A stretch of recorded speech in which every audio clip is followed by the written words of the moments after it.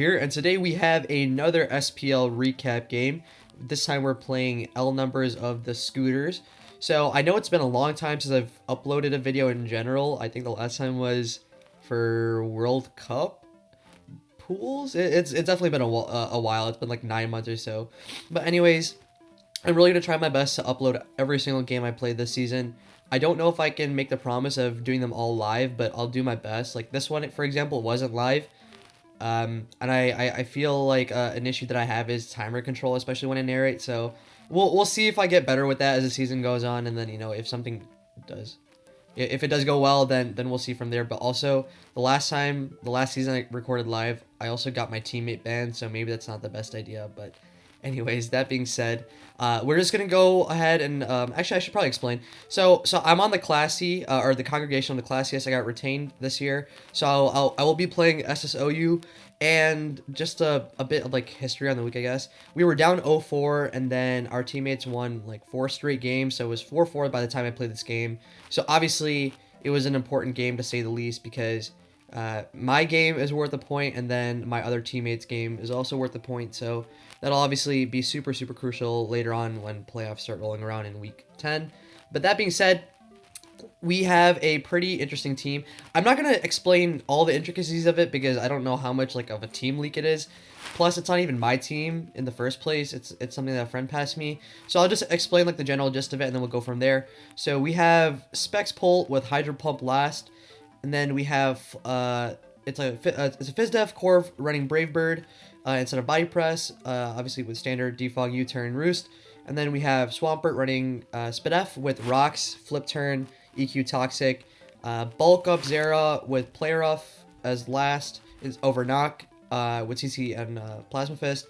Then we have SD Cart with Knock, Sacred Sword, and Leaf Blade.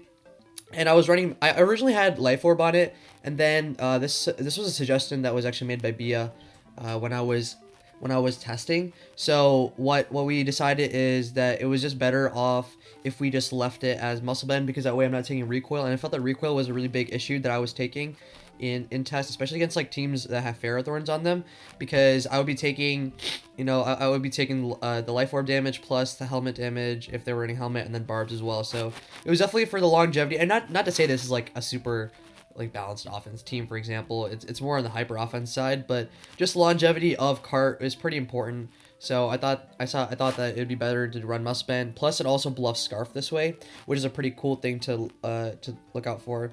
So that's why we changed it to Muscle Band over Life Orb, and then we have SD, Adamant, Como O running Scale Shot, CC, and Poison Jab. So that's just basically the team. And then from preview, we can think about preview and then go from there. So what I'm thinking about his team is that it's definitely going to be like some sort of hazard stack Ferrothorn, and the Garchomp is super scary. So the reason for Garchomp being scary is because if it's Scale Shot plus like Fire Fang, which is not even that uncommon of a set. That was like the Flaming Victini set for the last SPL, and he abused the hell out of that. So if that was a set, this game was like pretty much wrapped, because he sets up the Scale Shot on my Corv, and then he SDs up on like my Pert, because I can't let Pert take damage, or my Zera or whatever it is, and then he Scale Shots up on my Corv, and then I literally cannot stop him because I have no priority on this team either. So that would have been a really scary matchup. And then obviously everything looks like pretty standard for the most part. I thought that the Feeny might be Scarf, because Scarf plus like a bulky Quiver Dance Volcarona, not even bulky, plus like a Quiver Dance Volcarona, like a Scarf trick onto Pex means that Volcarona will beat the Pex 1v1. So I thought that could be like a reason to run that. And then I thought it'd be like Toxic pivoting Zapdos, chip down Landorus, and that way Volcarona can win without worrying about getting Toxic. So that's like what I was assuming about his team. And then I didn't know what the Weavile. I just assumed it was going to be like SD triple Axel, like the standard Weavile. But anyways, with that being said, something that I thought from the lead preview is that he has good ways of checking like most of my mons for the most part, and I have not that many great ways of checking most of his mons. Like for example, because I'm not pressed on Corv, if this Weavile sets up in front of like my face, I can't really do anything to like directly punish it other than like U-turn for some damage. And the other thing is, if like he hazard stacks with Ferrothorn, like I can go to Corv, but I don't even have Body Press. So Brave Bird will just, it'll I can't really do anything yet. And I have to run Brave Bird on this Corv, or else I lose to things like terrain Lucha teams. So that's why I have to run Brave Bird on this Corv. But anyways, with that all being said, I decided that my game plan was to keep Pert as healthy as possible, but I still need to get up rocks, because if I don't get up rocks, then if I knock the Zapdos on a switch, then it just pivots for free, and I don't have much to stop it. So that's what I was thinking. And then the Volcarona also, the Volcarona and Zap combination is super threatening for my Swampert, because usually I designate my Swampert just to deal with one of the two. And that way, I'm not overloaded. But when I have that overload issue on my team, there's not much else I can really do other than like pray for dodges, or make sure I try to keep my Pert as healthy as possible, not taking damage from other things. So that's like just what I was thinking about preview. In terms of lead, I thought that Pharaoh was a good lead. It leads well off of Feeny, which is probably his lead of choice versus my team. It leads well versus Garchomp, leads well versus Ferrothorn, and leads well versus Weavile. I didn't see him leading off with Volcarona, just because you just don't lead off with Volcarona like that. And even if you did, I always have Pert in the back. And I didn't think he was going to lead off with Zapdos. Simply because, like, I guess he could have led off with Zapdos, but again, even if he did lead off with Zapdos, I still have Pert in the back, so it's okay. So, with that logic, I lead off with Cart, because Cart leads well versus these four. And we get not lucky, but we get the turn right with Feeny, and what this means is I can get a knock here onto something, because obviously he's not going to bin the Feeny turn one. So what this damage tells me, I should have pulled up the calc before. Is that the Ferrothorn is going to be like max defense. Like it's like max bold on the defense. Oh. Or like near it, even if it's not like, exactly there. So it's like max defense Ferrothorn. And a point that was brought up by my teammates is, at this point I really could have just clicked SD and probably kind of won the game here.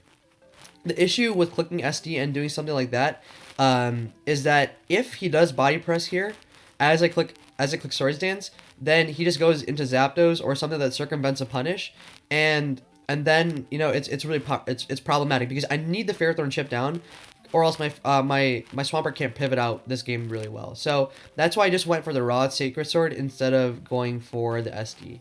That was my logic, at least with that. Because if he did body press there, then I'm like super low, obviously, with Cart, and then his Weavile revenges me, and then I have nothing to really punish that. So that's the reason I went for Sacred Sword instead of going for the SD right there.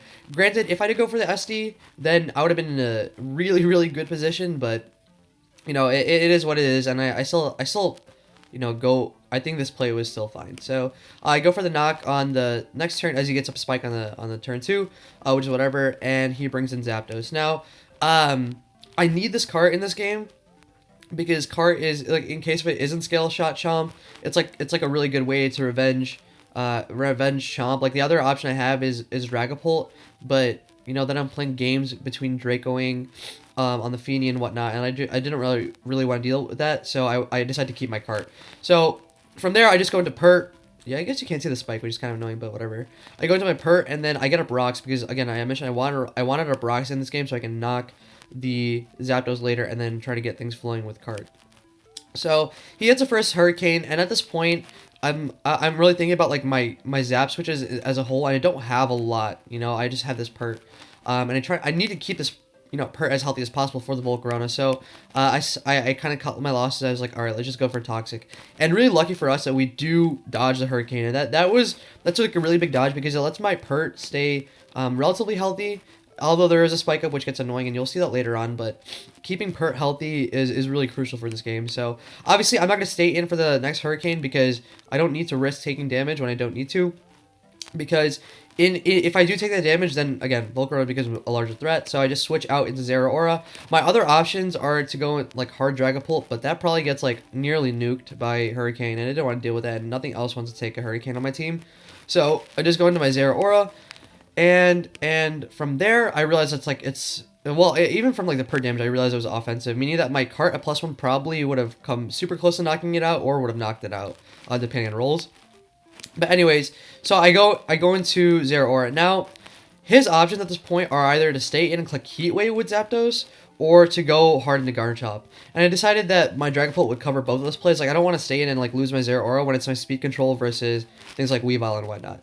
So I go into my Dragapult as I thought I would cover both plays. Turns out he's U-turn Zapdos, so it's probably like, you know, it's like 3 attacks Roost or whatever, and it's just like a completely offensive Zapdos. So from there, I steal leftovers on Feeny, so that means I know for sure that it is not the Scarfini that I thought it was going to be. So I can use U-turn, get whatever damage on the Feeny, and then I go into my Corv here. I wanted to go hard into Cart, but that was just like a very aggressive play that I didn't think I needed to make. Plus, it's not like I need the Corv non-burnt. Like I can still deal damage out as I need, as I see fit. So I thought it was okay if I got burnt. So I go into my Corv here as he clicks Nature's Madness. Now, from here, I could have gone for a Roost, but I was afraid of the taunt. And if I eat taunts on a Roost, I lose a lot of momentum because he Nature's Madness is the next turn too, and then something kind of like goes down. So for that reason, I decided to make a little more aggressive play and to go hard into Cart. And after seeing the damage and seeing what type of Zapdos it really is, it means like it's very little to no bulk. And so that means if I just go for a knockoff, that means it is in the future dead to rock. So I was like, okay, let me just go for that. And so I decided to, you know, get rid of and trade with the Zapdos. For some reason, well, not for some reason, he goes for a Hurricane there, meaning that he hits like 3 of the 4, which is, you know, whatever. So, you know, you can't really complain about missing and whatnot. You're using Hurricane. That's the move you're using. So, well, but again, we got really lucky with that dodge, and I'm not gonna like downplay that. But anyways, we knock off the Zapdos, and this is effectively dead because I don't know if this Feeny is defog. Maybe I'm not sure. No, I actually don't think it's defog. But anyways, so he goes into Zap, and I go into Zera here because my goal is to basically not let the Weavile set up. My other option was to go into like Dragapult, but if I go to Dragapult, then the Weavile gets set up. If I go into Como, I'm slower. If I go into Pert, I'm taking damage. So the only thing I can really go into at this point is Zeraora. And I just kind of throw up like a Hail Mary and go for a play rough. I did not expect him to go hard into Chomp, and I think this was a choke on his part. But getting that damage was super, super nice because I feared, you know, that Scale Shot set a lot less.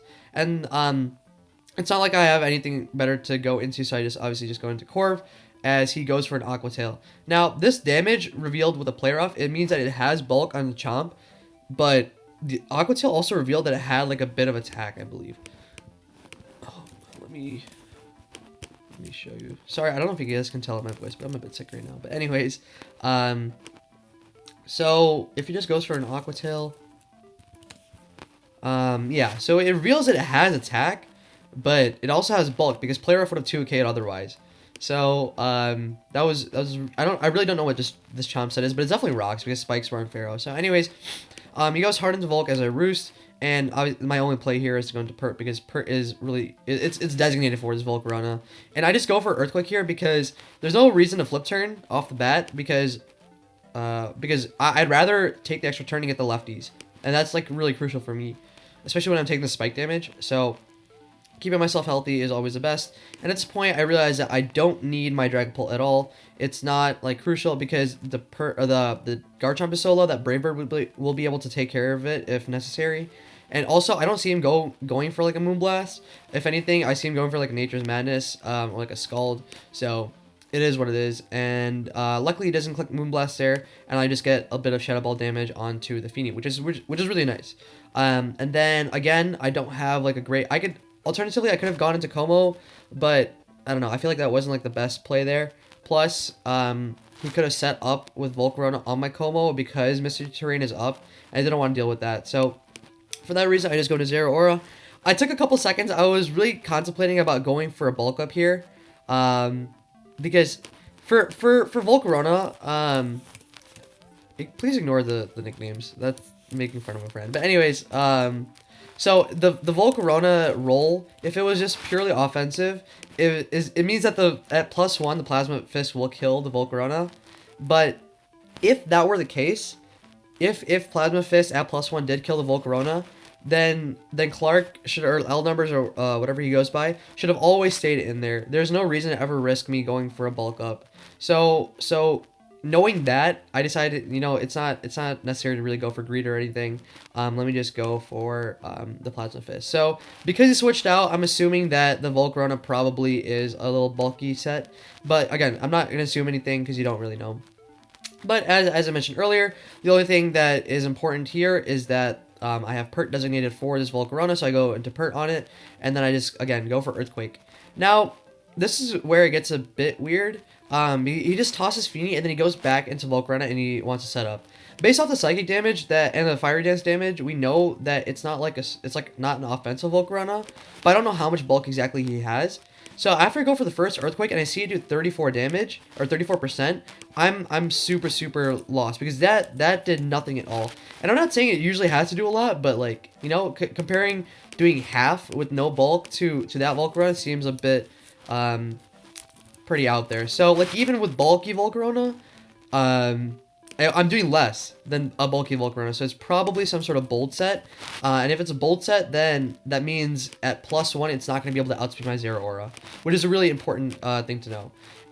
On this turn right here, I should have always clicked flip turn instead of going for another Earthquake. I think that's where I misplayed a bit, but in the end, it didn't make a difference. It would have made a difference if he like got like a drop on me.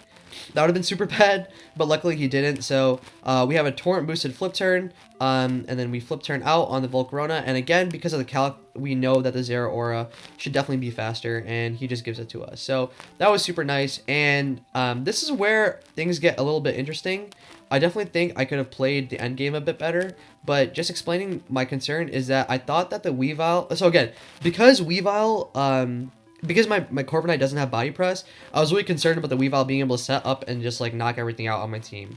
So for that reason, instead of killing the Garchomp with a raw play rough, I first go into Corv, and I want to heal up my Corviknight just in case, right? He goes for a Swords Dance, which is fine, and I just go for a Roost because I know that he can't really do much damage to me anyways. With it's a +2 Aqua Tail. And now that I've recovered up my Corv as healthy as I can, I decide to just bin out my Pert because Pert isn't relevant to the game at all. Then I go back into my Zero Aura and I click Play Rough as he goes into Weavile. Now, because Weavile took that damage, I knew I was going to be in a pretty solid position from there, because that means U-turn will always kill the Weavile, and that's not an issue for me. So then he goes into Weavile hard, clicks Ice Shard. I'm not going to switch. I'm not going to let him set up. And then I go into Corv. And I guess, honestly, here I should have gone for a Brave Bird instead. But I go for U-turn. But that's okay because a crit wouldn't have killed my Como. I go for CC, not risking the Scale Shot miss. And then from there, he reveals that he's actually Icicle Crash. So 2 flinches could have done me in there. But, you know, we make it out without getting the flinch in the last turn, which is really nice. But anyways, definitely a bit of like a couple of hiccups in the last couple turns, last 4 especially, but definitely it was really nice getting to play OU again. I know it's like been a while. Like I played 1 week of OU in SCL, but that wasn't really much of a great game or whatever. So anyways, thank you guys for watching. I hope you guys enjoyed, and definitely look forward to me finally uploading all my content on a more regular basis. But anyways, yeah, as I mentioned earlier, thank you guys for watching, and I'll see you guys next time. Peace.